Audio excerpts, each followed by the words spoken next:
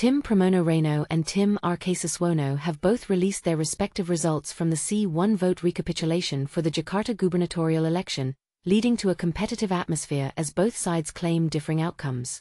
Results from Tim Pramono Reno. Percentage of votes.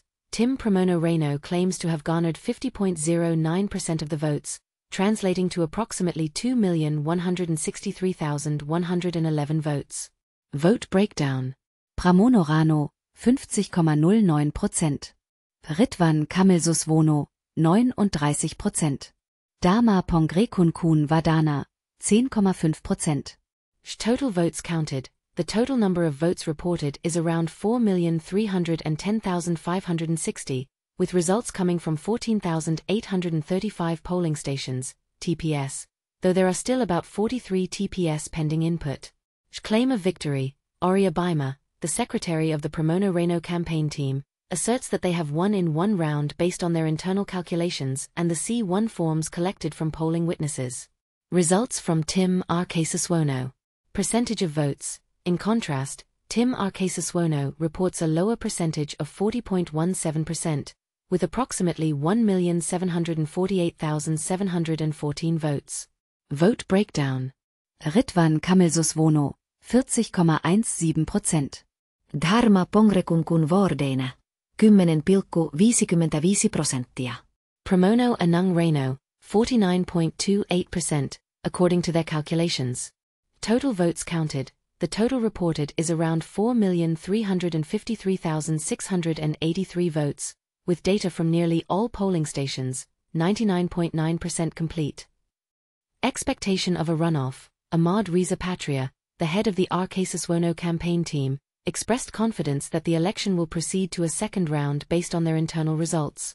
Summary of claims. Tim Pramono Reno is confident in their victory in a single round based on their data. Conversely, Tim Arkasiswono believes that the results indicate a need for a second round due to their lower percentage of votes. Both teams are closely monitoring the final official counts from the KPU, General Election Commission, and have emphasized the importance of transparency in the vote counting process to ensure accuracy and integrity in the election results. Tim Arkasiswono, melalui ketua tim pemenangannya Ahmad Riza Patria, memberikan tanggapan yang optimis terhadap hasil rekap C1 yang diumumkan oleh tim Pramono Rano. Riza mengklaim bahwa hasil internal timnya menunjukkan bahwa Pilkada Jakarta akan berlangsung dalam 2 putaran. Ia menyatakan bahwa pasangan Ridwan Kamil-Suswono memperoleh 40,17% suara, sedangkan Pramono Rano mendapatkan 49,28% dari total suara yang masuk. Riza menekankan bahwa mereka akan terus mengawal proses rekapitulasi di KPU dan percaya bahwa data yang mereka miliki, termasuk formulir C1, mendukung klaim mereka untuk melanjutkan ke putaran kedua. Ia mengungkapkan keyakinan bahwa hasil akhir akan mencerminkan hasil hitungan internal mereka dan menegaskan pentingnya transparansi dalam proses pemilu. Sementara itu, Ridwan Kamil sendiri menyatakan sikap tenang dan menunggu hasil resmi dari KPU. Ia berkomitmen untuk menjaga integritas proses pemilu dan siap untuk menghadapi putaran kedua jika diperlukan.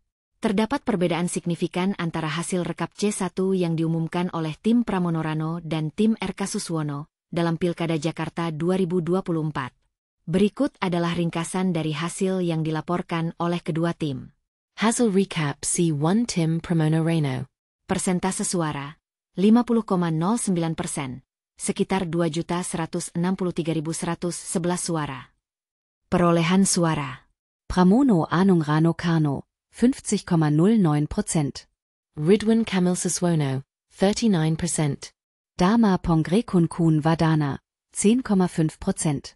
Tim Pramono Rano mengklaim bahwa mereka memenuhi syarat untuk menang dalam satu putaran berdasarkan Pasal 10 Ayat 2 UU Nomor 2 Tahun 2024, dengan selisih suara sekitar 3.000 suara dari threshold yang diperlukan. Hasil recap C1 Tim Arkasiswono. Persentase suara 40,17%, sekitar 1.748.714 suara.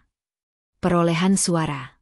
Ridwan Kamil-Suswono 40,17%. Kropka Pramono Anung Rano Karno 49,28%. Dharma Pongrekun Wardana 10,55%. Tim RK Suswono berpendapat bahwa hasil ini menunjukkan bahwa Pilkada Jakarta akan berlangsung dalam 2 putaran, dengan perolehan suara mereka lebih rendah dibandingkan dengan klaim tim Pramono Rano. Analisis perbedaan. Selisih suara, tim Pramono Rano mengklaim unggul dengan lebih dari 50%, sedangkan tim RK Suswono mengakui bahwa mereka berada di bawah angka tersebut. Klaim kemenangan, tim Pramono Rano percaya bahwa mereka telah menang dalam 1 putaran, sedangkan tim RK Suswono optimis akan adanya putaran kedua berdasarkan hasil internal mereka. Data dan validitas. Kedua tim mengklaim bahwa hasil mereka berdasarkan data C1 yang diperoleh dari saksi di TPS, namun masing-masing memiliki interpretasi yang berbeda mengenai hasil tersebut. Perbedaan ini menciptakan ketegangan di antara kedua tim dan menunjukkan pentingnya rekapitulasi resmi oleh KPU untuk menentukan pemenang secara definitif. Proses penghitungan suara di tempat pemungutan suara, TPS, yang belum selesai mengikuti tahapan yang telah ditetapkan oleh Komisi Pemilihan Umum, KPU. Berikut adalah langkah-langkah dalam proses tersebut. Proses penghitungan suara di TPS. Pengumuman penutupan suara. Setelah waktu pemungutan suara berakhir, Ketua KPPS, kelompok penyelenggara pemungutan suara, akan mengumumkan bahwa pemungutan suara telah ditutup, memberikan kesempatan bagi pemilih yang masih antri untuk memberikan suaranya. Rapat perhitungan. Ketua KPPS kemudian mengadakan rapat perhitungan yang dihadiri oleh saksi-saksi dari masing-masing pasangan calon dan pengawas TPS. Rapat ini bersifat terbuka untuk umum. Persiapan perhitungan. Anggota KPPS menyiapkan sarana dan prasarana untuk perhitungan, termasuk tempat untuk memasang formulir model CKWK, yang merupakan sertifikat perhitungan suara untuk gubernur, wali kota, dan bupati. Pengeluaran surat suara. Proses perhitungan dimulai dengan mengeluarkan surat suara dari kotak suara. Anggota KPPS membuka surat suara satu persatu dan menunjukkannya kepada saksi atau pengawas TPS. Pencatatan hasil. Setiap surat suara yang telah dicoblos akan dicatat dalam formulir model C hasil KWK. Anggota KPPS juga harus memastikan jumlah surat suara yang ada sesuai dengan daftar hadir pemilih. Penandatanganan dan penyegelan. Setelah pencatatan selesai, formulir hasil pemungutan ditandatangani oleh Ketua KPPS, dimasukkan ke dalam amplop, disegel, dan dimasukkan kembali ke dalam kotak suara. Rekapitulasi berjenjang. Penghitungan suara akan dilanjutkan secara berjenjang mulai dari tingkat TPS ke tingkat kecamatan, kabupaten, kota, hingga provinsi. KPU Jakarta menargetkan proses rekapitulasi ini selesai dalam waktu 6 hari setelah pemungutan suara. Sistem Sirekap. KPU juga menggunakan sistem rekapitulasi elektronik, Sirekap, untuk memudahkan pengumpulan data dan memastikan akurasi hasil penghitungan suara. Hingga saat ini, terdapat sekitar 43 TPS yang masih dalam proses penghitungan atau belum menyelesaikan input data ke sistem, dan hasil resmi akan diumumkan setelah semua proses rekapitulasi selesai dilakukan oleh KPU.